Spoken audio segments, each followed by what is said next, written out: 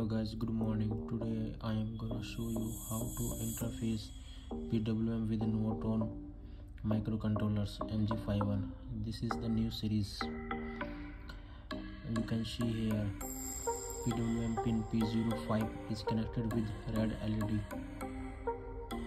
This LED vary from 0 to 100% and 100 to 0% duty cycle.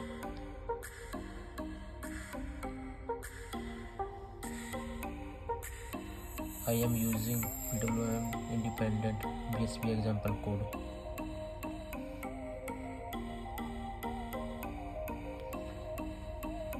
This is the Kyle ID. Kyle ID required license for Nuvoton microcontrollers, but Eclipse ID free for Nuvoton microcontrollers. Thank you for watching.